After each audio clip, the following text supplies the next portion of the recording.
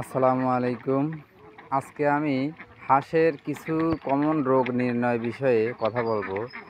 সেটা হলো, আমার তো ৫-৬ মাস হলো হাঁস পালতেছি। তো আমি এর আগেও পালছি, গত বছরও পালছি, এবারও পালছি। এগুলো পালিত করতেছি। তো আমি অনেক রোগেরই সম্মুখীন হয়েছি। তো যারা হাঁস পালন করবেন, তারা অন্য কাউকে দিয়ে হাঁস পালন করাবেন না। নিজে অন্য কাউকে দিয়ে হাঁস পালন করালেও আপনি নিজের সবসময় হাঁসের খামারের পিছনে থাকা লাগবে। এর কারণ হলো, এই যে মাঝে মাঝে আমি দেখি যে হাঁস অনেক সময় ন্যাংরা হয়ে যায়। এই যে আমি কিন্তু এই যে পানিতে দিয়ে রাখছি, আবার এই যেখানে শুকনায় ঘেরা দিয়ে রাখছি, আমি প্রতিনিয়ত ভিডিও দেই, হয়তো আপনারা জানেন। এই যে খাদ্য দিয়ে রাখছি, এদের পরিমাণ মতো আমি খাদ্য দিয়ে রাখছি, খাদ্য শেষ হলে আবার দেবো। খাদ্য কিন্তু অনেক আছে, কিন্তু ওরা কিন্তু খাচ্ছে না। ওরা চাইলেই কিন্তু খেতে পারে, খায় না, পরিমাণ মতো খায়। এর ভিতরে আবার তো কিছু কিছু হাঁস আছে আপনার ন্যাংরায়, প্রথম অল্প অল্প ন্যাংরায়, তারপরে দেখা যায় যে যদি ওকে যদি কোনো না করি, কোনো দেখভাল যদি আমি ঠিক মতো না করি, দেখা যায় যে পরের দিনও একদম পা পড়ে যায়, হাঁটতেই পারে না, একদম বসে থাকে, জাবড় দেয়। তো এরকম যদি হয়, আমি কিন্তু কোনো ঔষধ ব্যবহার করি না, একদমই কোনো ন্যাংরা হওয়ার জন্য আপাতত কোনো ঔষধ ব্যবহার করি না।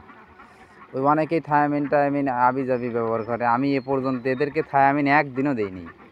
তা আমার পদ্ধতি হলো, যেই হাঁসটা আপনার ন্যাংরা হয়, অল্প অল্প ন্যাংরা হয়, সেই হাঁসটাকে আমি ধরি। ধরার পরে দেখি ওর মানে পাকস্থলীতে কিংবা ইসেতে খাদ্য আছে কি না। তো আমি খাদ্য, মানে বেশিরভাগই ন্যাংরা হাঁস আমি দেখি ওইটা খাদ্য নাই, পেটে কোনো খাদ্য নাই। তো ওইটাকে ধরিয়ে আমি নিজে ধরিয়ে খাদ্য খাওয়াই দিই। দিনের ভিতর 2 বার পেট ভরে খাদ্য খাওয়া দেই।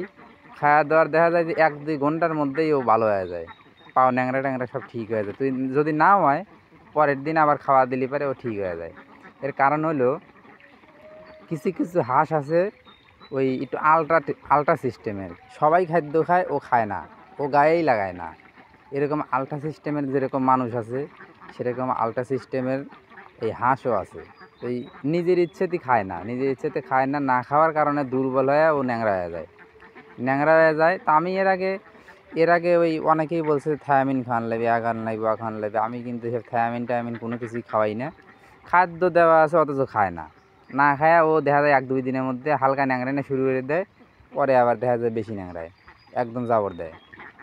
তো আগে আমার প্রথম অবস্থায় যখন বুঝি নাই, তো তখন আমি ওই করতাম, বিভিন্ন ধরনের ওষুধ প্রয়োগ করে দেখতাম, কিন্তু না, ঠিক হতো না। পরে আমি এই হাঁস, আমি মনে হয় যে 15-20টা হাঁস, এ যাবৎ 15-20টা হাঁস এরকম হয়েছে ওই ন্যাংরা হাঁস একদম বাতিলই হয়ে যায়। তো এরপরে আমি আরও 10-15টা হাঁসের আমি চিকিৎসা করে ভালো করছি, এই একমাত্র একই পদ্ধতি।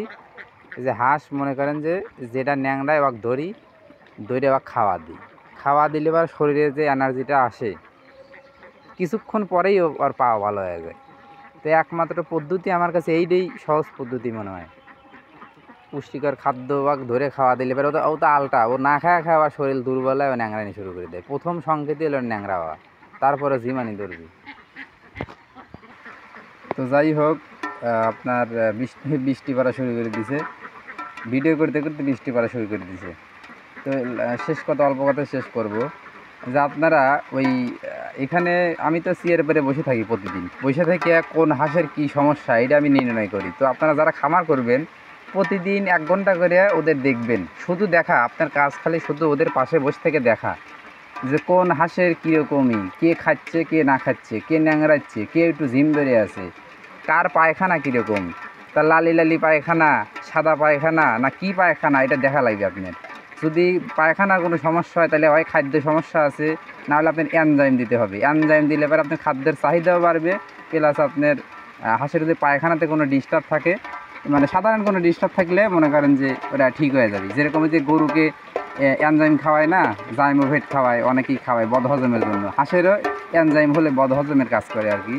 তো এটা দিলে পরে আপনার পায়খানা ঠিক হয়ে যায়, আমি নিজেই পরীক্ষা করে দেখছি। আর এখন তো এই যে বৃষ্টি পড়তেছে, বেশি কথা বলতে পারতেছি না। তো এইভাবে আপনারা রোগ নির্ণয় করবেন। আমি খুব একটা বড় ধরনের রোগের সম্মুখীন এখনও হইনি। তো আজকে আমার হাঁসের ডিম পারছে হলো মোটামুটি 67 পিস। আজকে 67 পিস ডিম পারছে, ধীরে ধীরে প্রতিনিয়ত বাড়তেই আছে।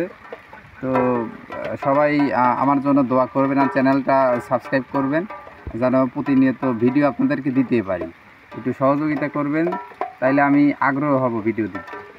তো যাই হোক, ভালো থাকবেন, সুস্থ থাকবেন, আল্লাহ হাফেজ।